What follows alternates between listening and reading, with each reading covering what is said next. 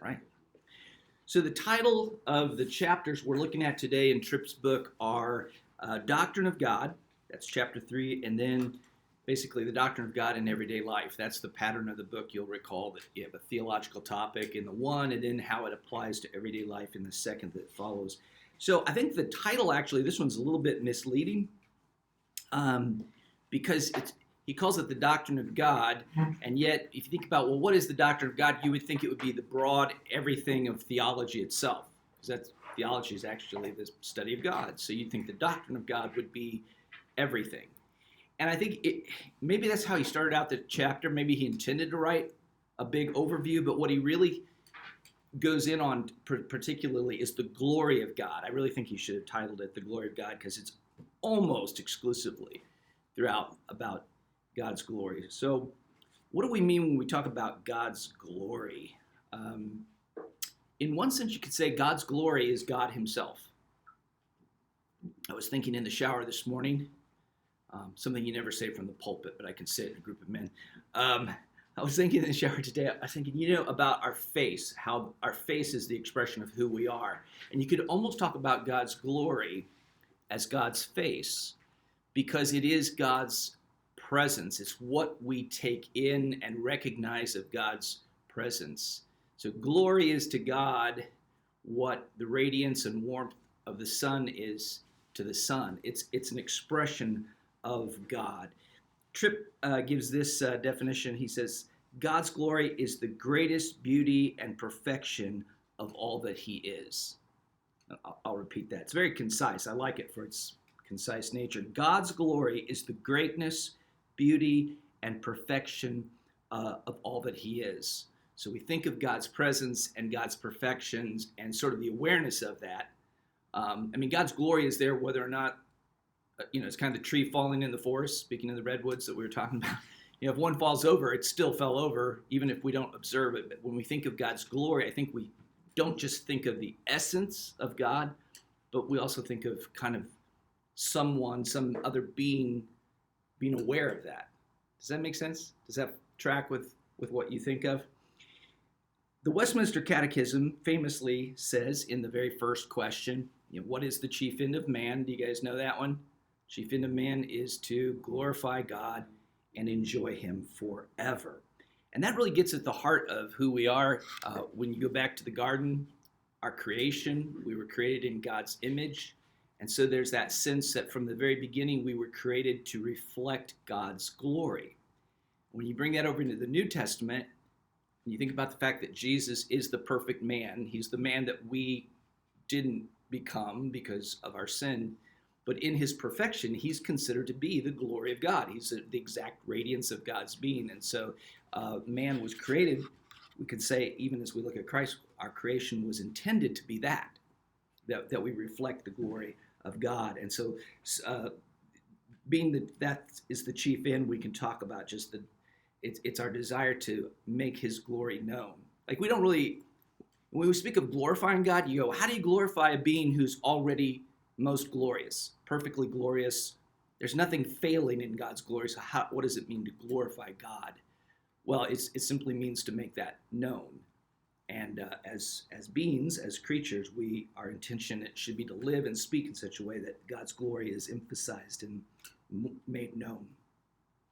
Tripp makes the point that too many Christians have an inadequate view of God, or put a different way, too small a view, that some theologies de-emphasize who God actually is and puts more emphasis on man.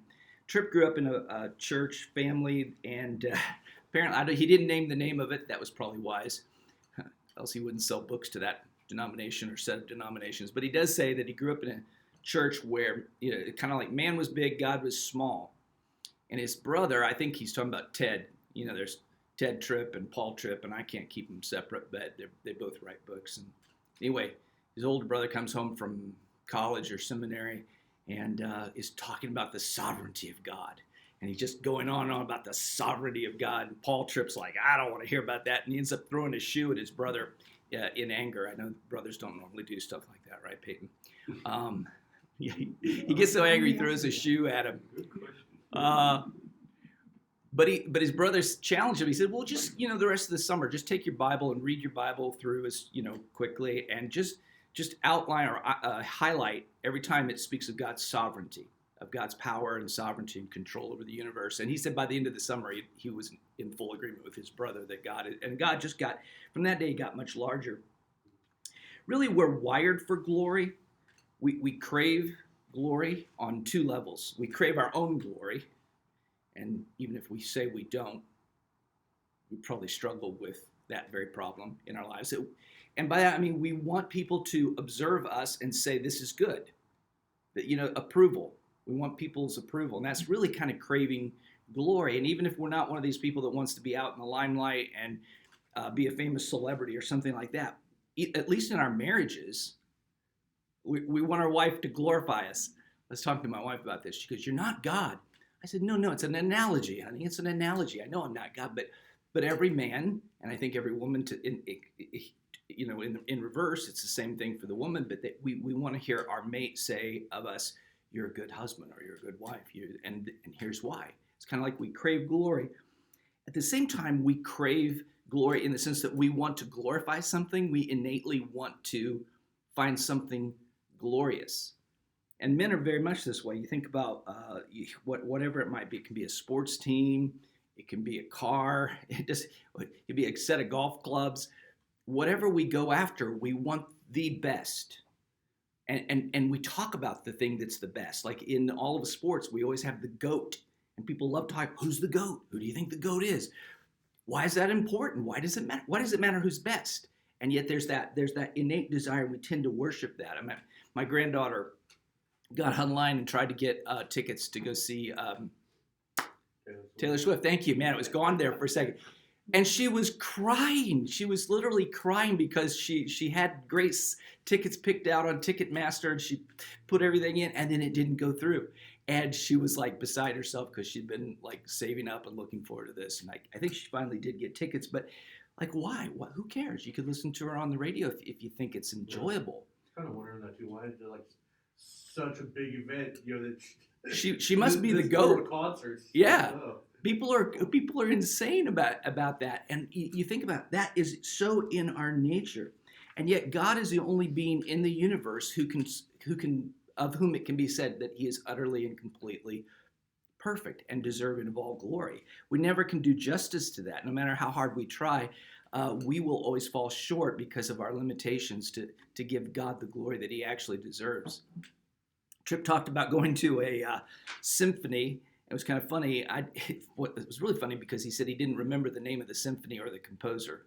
I thought, man, you should be able to use Google. But anyway, he'd gone to this where the whole thing was dedicated to who God is. And he said it was enjoyable and there were high points, but he said at the end of the day, you left going, well, that didn't fully display the glory of God.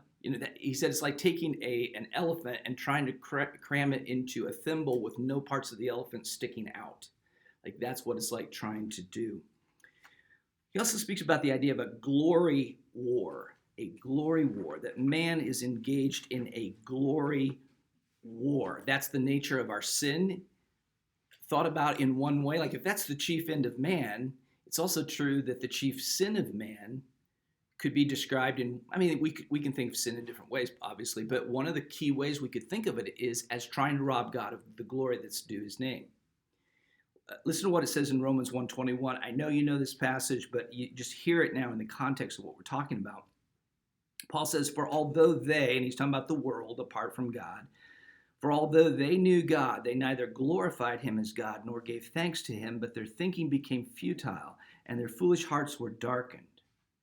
So when we look at the corruption of our sinful nature, the heart of man apart from God is always robbing God of the glory due His name. We're glory thieves. We're glory thieves. We're constantly seduced into the idea that our happiness is when we get glory and God doesn't. Like we tend to think of God as a glory thief. People, well, why would I want to serve that God? He's kind of wanting to take this away from me, instead of thinking of God as being the one that most deserves every bit of our praise and glory. I was thinking maybe that's why the Bible speaks of pride as being one of the worst sins of all. You say, well, does it really say that? Well, I mean, it says God hates haughty eyes. He hates it. And it also says that God resists the proud but gives grace to the humble. It's almost as if pride is one of the most key, pure roots of sin. And if you stop and think about it, what is pride? It's almost the reverse of giving God glory. It's saying, I want the glory for me. I want the attention. I want the praise. And yet only God is really capable of satisfying us. We naturally want the most perfect thing to give glory to. Think about it in terms of, I don't know, women. From a very early age as men, if we're wired in that way, the way we should be, we start appreciating the female beauty, don't we? Like, don't you remember even as a small child going, oh, she's really pretty. And then as time went on, we went, oh, no, she's prettier. Oh, she's really pretty. Oh, now she's a 10. Suddenly you've got a concept of a 10, but then eventually there's got to be an 11 there somewhere that is the quintessential idea of what beauty is. You think about fireworks. Every year we set off these crazy things, and I'm not sure why. I'm kind of over fireworks myself, but the nature of fireworks, you start out, it's still daylight, you're still cooking brats, so you're just like little tiny poppers and things and whatnot. The kids are playing with the smoke balls and all that. And then as the evening wears on, then you start getting into the bigger, louder, bright. And then, of course, if you go to an actual display, what is it you're waiting on? The finale. And what is it about the finale that makes the finale other than being the last thing? Like, if the finale didn't do what it does, you'd be like, wait, is it over? But the finale is like the perfection. It's the biggest, brightest, boldest, and that's when we go, wow. And we are wired to do that. But God is the only perfect being in the universe that can really satisfy that need. Otherwise, we just keep falling short of that desire to have glory given where it belongs. It's ironic, really, when you think about it, that we spend so much time in our life craving glory for ourselves or something, or we put glory into other things that are lesser, into idols, and the whole time that can never possibly satisfy us. So it's like this unending loop that we get into. I saw a clip of Pierce Brosnan on YouTube. You know who Pierce Brosnan is? Anybody not know? Okay. 007, back before Daniel Craig. You'd have to say, objectively speaking, I think we can all agree that Pierce Brosnan is a gorgeous man, right? I mean, and I don't mean that in any kind of weird homosexual way. I'm just saying, objectively, very good-looking guy, very sophisticated, very suave. He's got the whole accent and everything. And they were interviewing him on this YouTube channel that talks to great stars, whoever they might be, and asked them, like, what are the really essential things in your life? What are 10 things you can't live without? And here's Pierce Brosnan, and he's just, it's like Pierce Brosnan playing Pierce Brosnan, because he's like, well, I like my watches, and I always have that Cartier, and that's maybe one of my favorites here. And he's doing that, and he's going through all these little accessories. It's in fact, I think it was GQ that interviewed him. So it's all just like, and you're sitting there listening to this, taking it in, and he's not like a little kid excited with a new toy. He's just like, oh, ho hum, I couldn't live without my aviators, and some brand that costs more than you and I make in a year, and that's what makes him happy. But he doesn't seem happy, and I think there's a guy, objectively, who you can't really come up with someone who probably gets more glory for his innate looks and abilities, and he can own anything that we consider glorious, like a Cartier or whatever the watch is that he's got on his wrist, but he doesn't seem really satisfied. To me, he didn't come across as somebody that has not only reached that pinnacle, but also felt full satisfaction in it. Maybe I'm judging him, and that's not right, but isn't it interesting that Paul says about sin in Romans 3:23, all have sinned and fallen short of what? The glory of God. It's interesting that sin, the very passage, is our go-to passage when we share the gospel, when we try to tell people, look, all people have sinned. But it's always interesting that second part of that the sin is almost by itself defined in that shortness of glory, like not living up to God's glory and not living for God's glory to the extent that God's glory deserves. In the end, the end of the glory war is when we submit to Christ, when we come to him in faith and we receive forgiveness and justification of our sin. And then you think about what happens from that point on. The life of the Christian then becomes an ever-increasing likeness to Christ, that we're transformed, it says, from what? Glory to glory. One glory to the next glory. Like it's like this increasing modeling and reflecting the glory of God. And then when we reach the perfection of it all, what do we call it? We're gonna reach glory. It's funny. Like that's the ultimate end of the Christian life when all is said and done, when we've been resurrected, is we're being resurrected unto glory. Tripp says there's 4 kinds of people. Those who do not see God's glory, don't care about God's glory, don't even believe God exists. And then there's people who believe that God exists, but they don't give him glory. They have no desire to actually have a relationship with God. And then there are people who do believe in Christ. They desire his glory. They love God with all their heart, mind, and soul and strength. And then 4, there are those people that are in group number 3, and they love God with all their heart, mind, and soul and strength, except when they don't. And he said, Tripp is saying, I belong to group number 4. And he said, really, the truth of the matter is, everybody that names themselves as a Christian falls into group 3 and then group 4 as well. Because no matter how much we aspire to it, we do continue to fall short of his glory. Every Christian fails at some level. I'm going to end with this. He goes into the immutability of God, which is kind of weird because he's been talking so much about glory, and then he brings up the immutability of God. Do you guys know what the immutability of God is? It's a ridiculously big word that just means God doesn't change. God doesn't change. God is perfect in his glory. So if you're perfect in glory, what would you change to? You could only change to something less glorious if you're already the perfection of glory. So God doesn't change. Malachi 3:6 says, I, the Lord, do not change. So when we talk about immutability, it sounds like this upper shelf academic sounding word that doesn't mean much to us. But if you really stop and think about the implications of this aspect of God's glory, his immutability, you suddenly realize that everything that is perfect about God has a really deep impact on us. You say, well, what might that be? Well, think about this for a minute. If God never changes, what does that mean about our connection with God? Let me finish here by reading a series of quotes that he puts in at this point. Whether on a given day you believe it or feel like it, you are eternally loved by God. So God doesn't change just because we don't feel it one day to the next. When you were plagued by doubt, you are eternally loved by God. When his promises seem absent and he seems distant, you are eternally loved by God. When his word seems dry and you find it hard to apply it to your life, you are eternally loved by God. When you feel alone and misunderstood, you are eternally loved by God.